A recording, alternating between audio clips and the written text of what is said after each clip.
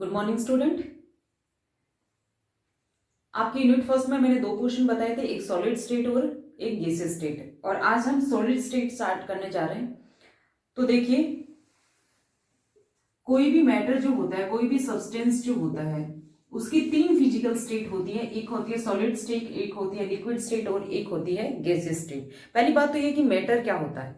Matter यानी कि पदार्थ का मतलब क्या होता है।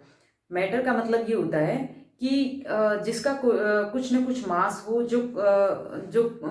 जिसका कुछ ना कुछ मास हो, वॉल्यूम हो, और अपनी सेंस ऑर्गन के द्वारा जिसको हम फील कर सके, वो क्या कहलाता है, मैटर कहलाता है। यानी कि हर एक चीज जिसका कोई कुछ ना कुछ वॉल्यूम है, जिसका कुछ ना कुछ मास है, और जो हम देख सकते हैं, महसूस कर सकते हैं, वो जो है वो हर चीज क्या कहलाती है, मैटर कहलाती है। मैटर का क्लासिफिकेशन अगर हम देखें, फिजिकल क्लासिफिकेशन,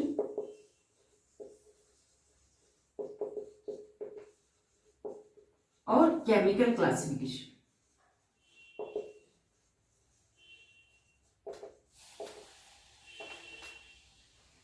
फिजिकल क्लासिफिकेशन में मैटर को तीन स्टेट में डिवाइड किया गया है, सॉलिड स्टेट, लिक्विड स्टेट और गैसियस स्टेट।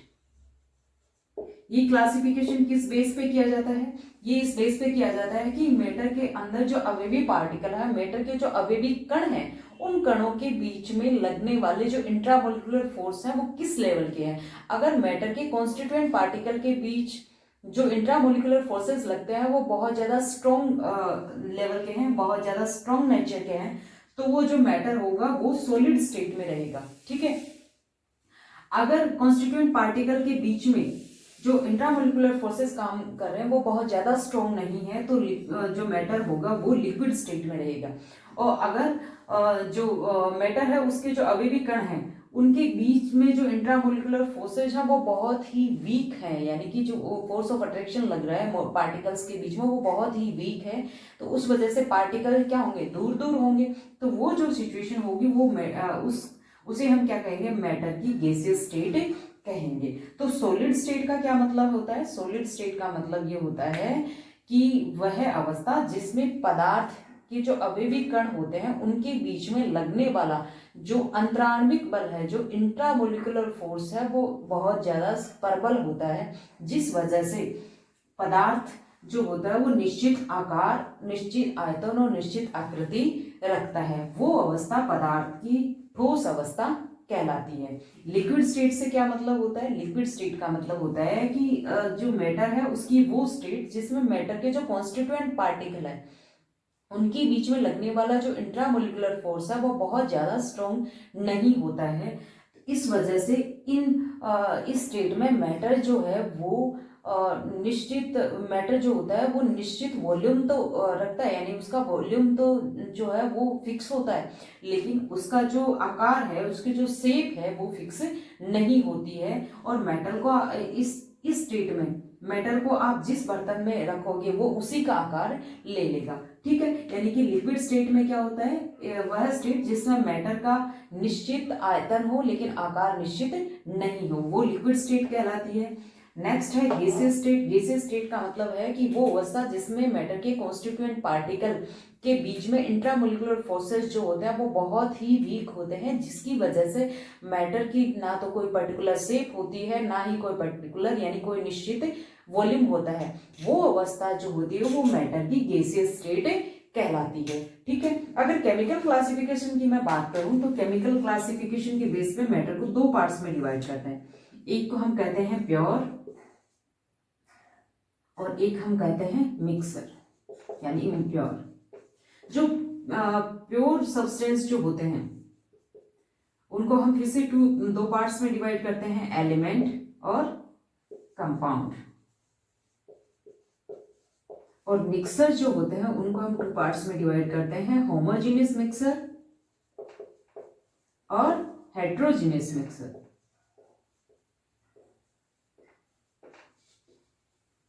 ठीक है। यानी कि मैटर या फिर मैं कहूं सब्सटेंस जो प्योर सब्सटेंस होते हैं उनको दो पार्ट्स में डिवाइड किया, एलिमेंट्स और कंपाउंड। एलिमेंट का क्या मतलब होता है? एलिमेंट का मतलब ये होता है कि जो प्योर सब्सटेंस है, अगर प्योर सब्सटेंस एक ही तरह के एटम से मिलकर बने हुए हैं तो उसको हम क्या कहते हैं? एलिमेंट कहते हैं। जैसे हम कहते हैं आयरन एलिमेंट है, और जो सोडियम है, पोटेशियम है, लिथियम है, ये क्या है? एलिमेंट है, क्योंकि ये एक ही तरह के एटम से मिलकर बने हुए हैं। कंपाउंड का मतलब क्या होता है? ऐसे प्योर सब्सटेंस जो दो या दो से अधिक एलिमेंट्स के एटम के रासायनिक सहयोग से बनते हैं। यानी कि अगर रासायनिक दो या दो से अधिक एलिमेंट्स के एटम के रासायनिक सहयोग से कोई सब्सटेंस बन रहा है तो उस प्योर सब्सटेंस को हम क्या कहेंगे? कंपाउंड कहेंगे। मिक्सर का मतलब क्या होता है? मिक्सर का मतलब ये होता है कि दो या दो से अधिक प्योर सब्सटेंस को अगर आपने मिक्स कर दिया तो अपने को क्या मिलेगा? मिक्सर मिलेगा। मिक्सर दो तरह के होते हैं, होमोजेनियस और हेट्रोजेनियस। होमोजेनियस मिक्सर का मतलब ये होता है कि अगर मिश्रण को देख के उसका कंपोजिशन अपने को सेम दिखे तो वो होता है होमोजेनियस मिक्सर। और अगर उसको देख के हम उसका कंपोजिशन सेम नहीं लगे, यानी कि उसका कंपोजिशन, प्रत्येक पार्ट्स का कंपोजिशन, जो मिक्सर है उसके प्रत्येक भाग का कंपोजिशन अगर देखें वो अलग अलग दिखे तो वो क्या कहलाएगा? हेट्रोजीनस मिक्सर कहलाएगा। तो बेसिकली आज हमारा टॉपिक क्या है? सॉलिड स्टेट की बात करेंगे। ठीक है, ये थोड़ा जनरल व्यू था। अब बात करते हैं सॉलिड स्टेट की।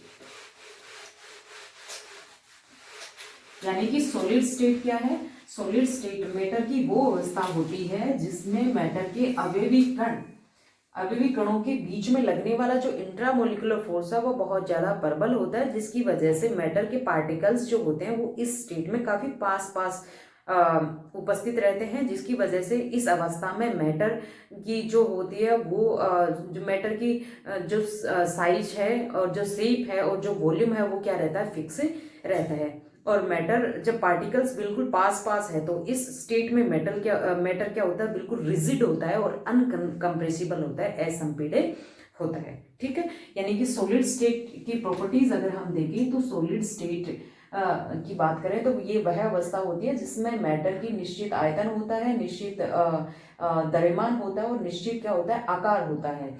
और इस स्टेट में मैटर के पार्टिकल्स के बीच में जो इंट्रामोलिकुलर डिस्टेंस है वो बहुत ही कम होती है, क्योंकि इस स्टेट में मॉलिक्यूल्स जो होते हैं वो बिल्कुल पास होते हैं। पास क्यों होते हैं? क्योंकि उन मॉलिक्यूल के बीच में जो फोर्स ऑफ अट्रैक्शन काम करता है, जो इंट्रामोलिकुलर फोर्स होता है वो बहुत ज्यादा क्या होता है? स्ट्रॉन्ग होता है। और जो सॉलिड स्टेट है, इस स्टेट के अंदर मैटर के जो पार्टिकल है वो ओनली वाइब्रेशनल मोशन कर सकते हैं, वाइब्रेशनल मोशन कर सकते हैं। यानी कि सॉलिड स्टेट में मैटर के जो कॉन्स्टिट्यूएंट पार्टिकल हैं वो ट्रांसलेशनल और रोटेशनल मोशन नहीं करते हैं। कौन सा मोशन करते हैं? वाइब्रेशनल मोशन करते हैं। ठीक है, और ये जो सॉलिड स्टेट होती है, इस स्टेट में मैटर जो होता है वो क्या होता है? अनकम्प्रेसिबल होता है, असंपीड्य होता है और बहुत ज्यादा रिजिड होता है। ठीक है, तो अब बात करें सॉलिड सब्सटेंस की, तो सॉलिड सब्सटेंस जो होते हैं वो दो तरीके के पढ़ते हैं हम। एक पढ़ते हैं क्रिस्टलाइन सॉलिड और एक हम पढ़ते हैं non crystalline solid. Crystalline solid और non crystalline solid.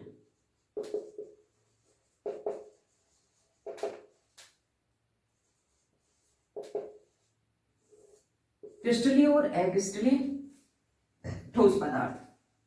Crystalline solid किसे कहेंगे? क्रिस्टलाइन सॉलिड क्या होते हैं? देखिए, क्रिस्टलाइन सॉलिड का मतलब ये होता है कि इस तरह के ठोस पदार्थ जिनके कॉन्स्टिट्यूएंट पार्टिकल एक निश्चित ज्यामितीय व्यवस्था में व्यवस्थित रहते हैं, उनको हम क्या कहते हैं? क्रिस्टलीय ठोस पदार्थ करते हैं। जो अक्रिस्टलीय ठोस पदार्थ है वो उनका क्या मतलब है? नॉन क्रिस्टलाइन सॉलिड का मतलब क्या होता है? नॉन क्रिस्टलाइन सॉलिड का मतलब होता है कि ऐसे ठोस पदार्थ जिनके कॉन्स्टिट्यूएंट पार्टिकल की कोई निश्चित ज्यामितीय व्यवस्था नहीं होती। तो जब जो क्रिस्टलाइन सॉलिड हैं जिनमें कॉन्स्टिट्यूएंट पार्टिकल की निश्चित ज्यामितीय व्यवस्था व्यवस्थित होती है, इन सॉलिड्स का जो मेल्टिंग पॉइंट होता है वो फिक्स होता है।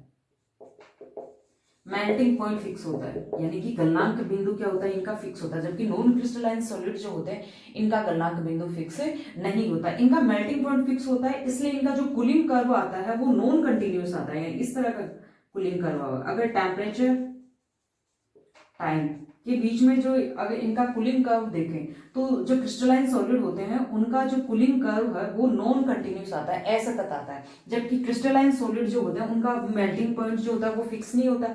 तो इनका जो कूलिंग कर्व आता है वो कंटिन्यूअस आता है, यानी सतत आता है इस तरह से।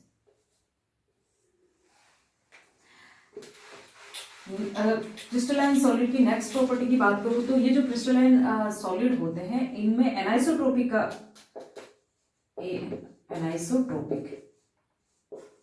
यानी क्रिस्टलाइन सॉलिड जो होता है वो एनाइसोट्रोपिक नेचर के होते हैं, जो नॉन क्रिस्टलाइन सॉलिड होते हैं वो आइसोट्रोपिक नेचर के होते हैं।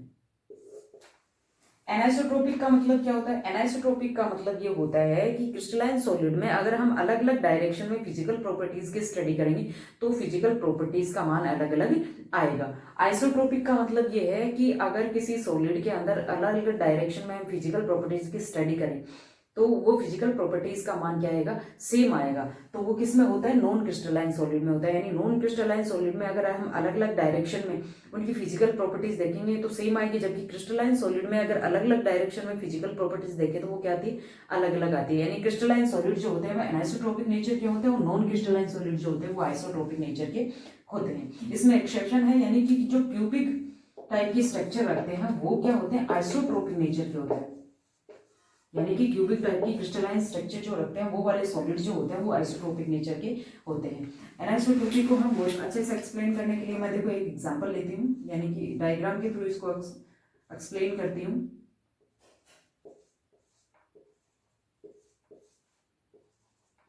इस तरह से कोई क्रिस्टलाइन सॉलिड है। अब देखिए मैंने क्या, एक तो ये वाले डायरेक्शन में इसकी फिजिकल प्रॉपर्टीज देखी और एक मैंने इस वाले डायरेक्शन में फिजिकल प्रॉपर्टीज। अब देखिए कॉन्स्टिट्यूएंट पार्टिकल देखिए अलग अलग है। इस डायरेक्शन में देखिए और इस डायरेक्शन में देखिए, एक ये वाला, एक ये वाला, एक ये वाला, ये वाला, यानी कि इस तरह से अलग अलग डायरेक्शन में अगर हम देखें तो ये जो अरेंजमेंट है वो क्या दिखाई देता है अपने को? कॉन्स्टिट्यूएंट पार्टिकल का अलग अलग दिखाई देता है। यानी कि जो क्रिस्टलाइन सॉलिड है वो एनाइसोट्रोपिक प्रॉपर्टी शो करते हैं, यानी कि इनकी फिजिकल प्रॉपर्टीज अलग अलग डायरेक्शन में क्या होती है? अलग अलग होती है। नेक्स्ट प्रॉपर्टी की बात करूं, जो क्रिस्टलाइन सॉलिड जो होते हैं इनके लिए हीट ऑफ फ्यूजन जो होती है वो फिक्स होती है, जबकि जो नॉन क्रिस्टलाइन सॉलिड होते हैं उनके लिए हीट ऑफ फ्यूजन का मान फिक्स नहीं होता है। और जो क्रिस्टलाइन सॉलिड होते हैं इसीलिए इन सॉलिड को ट्रू सॉलिड्स कहते हैं, जबकि नॉन क्रिस्टलाइन सॉलिड्स जो होते हैं उनको हम क्या कहते हैं? सुपर कोटेड लिक्विड कहते हैं। यानी लिक्विड्स की तरह नॉन क्रिस्टलाइन सॉलिड्स में भी बहने का गुण पाया जाता है।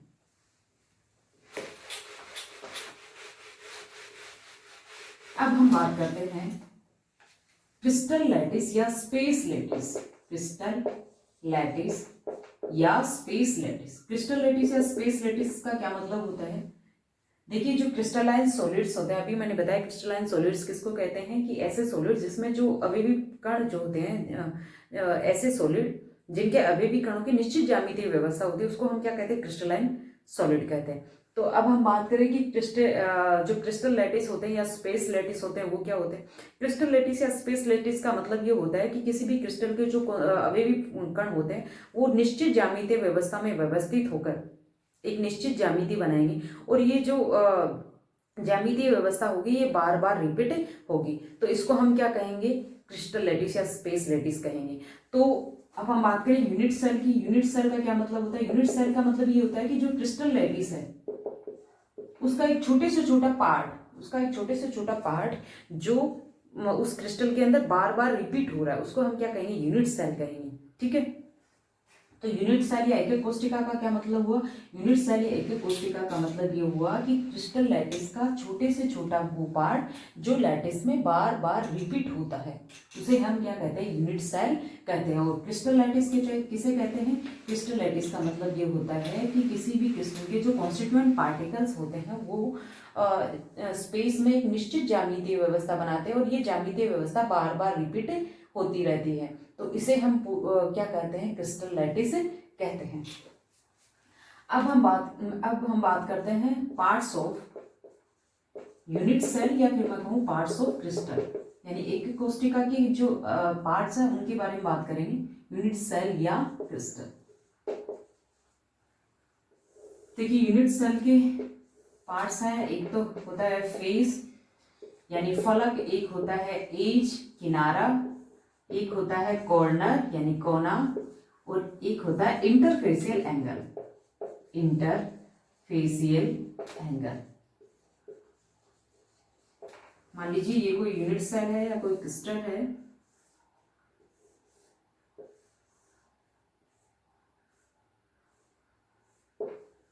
ठीक है। फेस का क्या मतलब होता है, यूनिट सेल या क्रिस्टल का वो भाग जिससे क्रिस्टल बंधा हुआ रहता है, ठीक है। तो ये क्या है, ये देखिए, ये जो सामने वाला है, पीछे वाला है, ये वाला है, ये वाला है, ये नीचे है, ये जो ऊपर है, ये क्या कहलाते हैं, फेस कहलाते हैं। यानी कि वो भाग जिससे क्रिस्टल बंधा हुआ है, जिससे यूनिट सेल बंधी हुई है, उसको हम क्या कहते हैं, फेस कहते हैं। और यूनिट सेल का वो पार्ट जहां दो फलक आकर मिलते हैं, यानी कि कोई भी दो फलक आके मिलेंगे, उसे हम क्या कहेंगे, एज कहेंगे, किनारा कहेंगे। ये क्या है, एज है।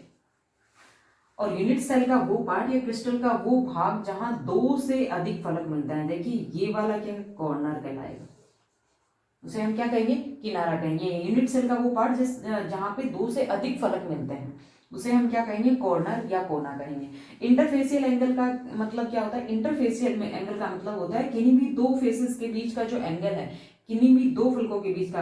अब देखिए ये जो इधर वाला है और ये नीचे वाला, इन दोनों के बीच का एंगल ये हो जाएगा। अगर हम बात करें ये इधर वाला और ये जो सामने वाला है, तो इन दोनों का जो इंटरफेशियल एंगल होगा वो ये हो जाएगा, यानी दो फेसेस के बीच का जो एंगल होगा उसको हम क्या कहेंगे, इंटरफेशियल एंगल कहेंगे। तो ये थे यूनिट सेल के पार्ट। अब हम पढ़ेंगे टाइप्स ऑफ यूनिट सेल।